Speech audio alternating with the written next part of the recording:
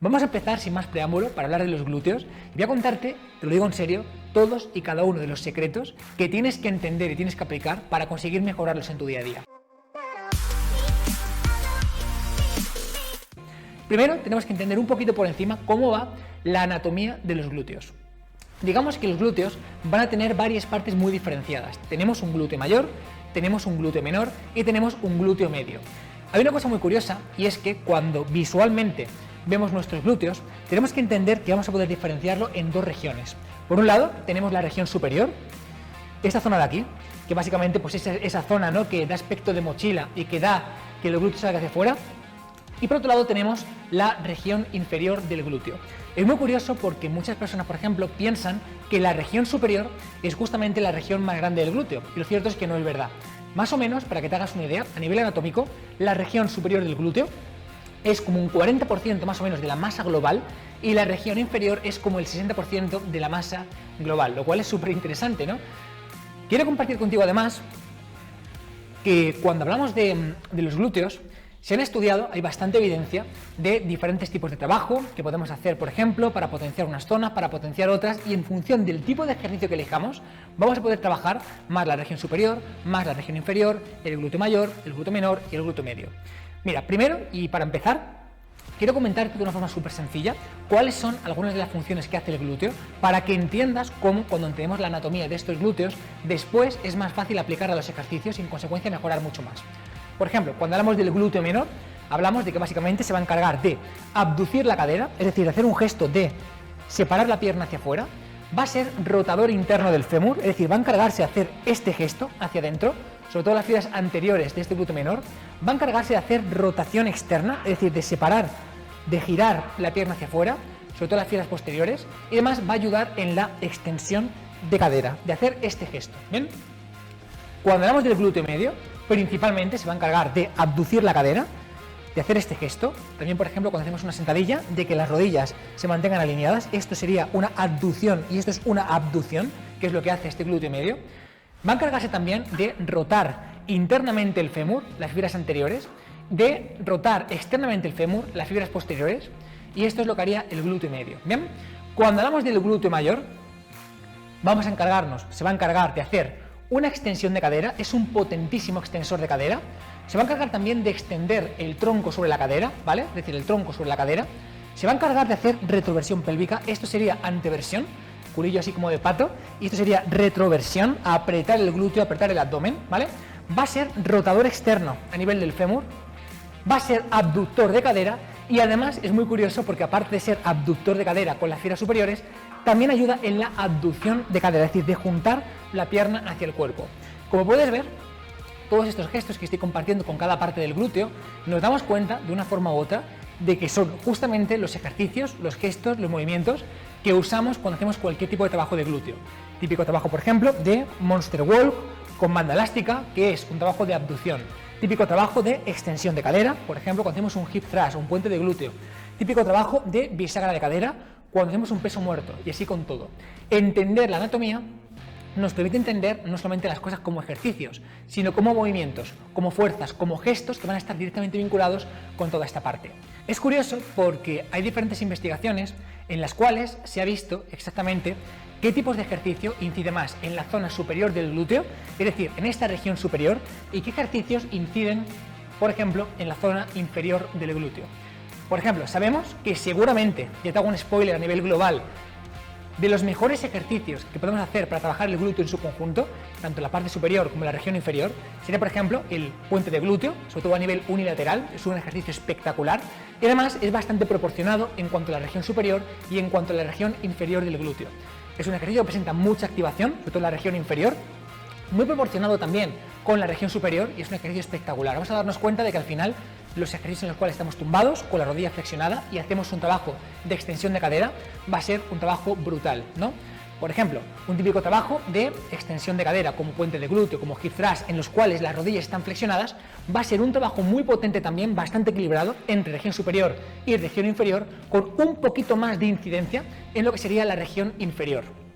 Por ejemplo, es muy curioso porque uno de los mejores ejercicios en cuanto a proporción de región superior y región inferior a nivel de glúteo para potenciar específicamente la región superior del glúteo van a ser las abducciones desde tumbado con la rodilla flexionada, es decir, un ejercicio de tumbarte en el suelo y hacer trabajo de abducción con la rodilla flexionada, ¿vale?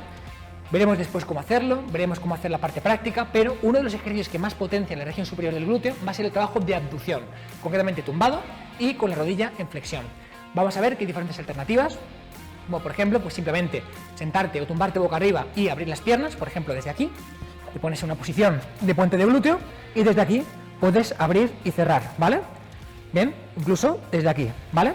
Y también ejercicios un poquito más complejos, como por ejemplo colocar una banda elástica, colocarte en esta posición y hacer un trabajo de elevar la cadera y apretar el glúteo y separar la pierna contraria. Me coloco aquí para que lo veas. Ese tipo de trabajo que permite elevar la cadera, apretar el glúteo, extender la cadera y además con banda elástica entre las piernas, separar la otra pierna, es un trabajo brutal. Este tipo de ejercicios, sobre todo cuando hablamos de trabajos de abducción, tumbado y con la pierna flexionada, con la rodilla flexionada, es un trabajo muy potente para trabajar la región superior del glúteo.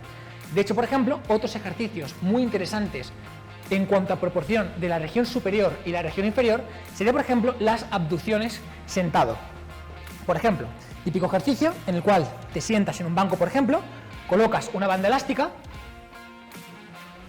y desde ahí lo que hacemos es abrir y cerrar.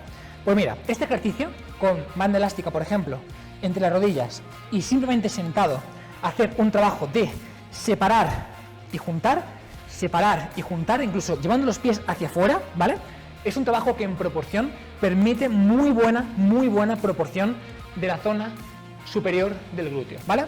Bueno, simplemente con esto voy a hacerte un pequeño spoiler de qué implicaría trabajar con unos ejercicios, trabajar con otros y cómo afectaría a la activación de este glúteo en su conjunto. Tanto el glúteo mayor, el glúteo medio, el glúteo menor y por supuesto dividiendo por regiones en la zona superior o la zona inferior. Quiero hablarte sobre un concepto súper interesante que va a hacerte mejorar mucho más tus glúteos y que tiene que ver con la combinación que tenemos en cualquier ejercicio a nivel del trabajo de glúteo y el trabajo de isquios. ¿Qué quiero decirte? Tenemos que entender que el glúteo va a ser uno de los principales extensores de cadera. Es un músculo súper fuerte y además no solamente va a estar vinculado con la estética, sino que este grupo muscular va a estar vinculado también con la salud. ¿Por qué?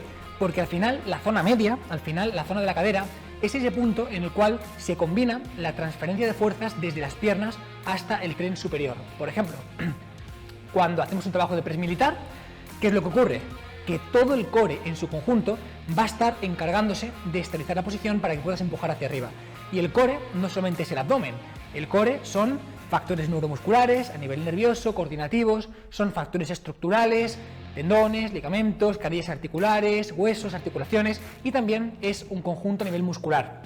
Entre ello, el transverso, oblicuo interno, oblicuo externo, glúteo, glúteo medio, en fin, y muchas más cosas, ¿bien? Con esto lo que te quiero explicar es que el glúteo va a ser un factor súper importante para estabilizar cualquier tipo de trabajo y rendir más a nivel deportivo. Entonces, no solamente es una cuestión estética, que evidentemente lo es, sino que es una cuestión estética, es una cuestión de salud y es una cuestión también de rendimiento, porque si eres estable a nivel de glúteo y a nivel de core, implica que va a ser mucho más fácil para ti transferir de forma adecuada las fuerzas y eso es más rendimiento deportivo.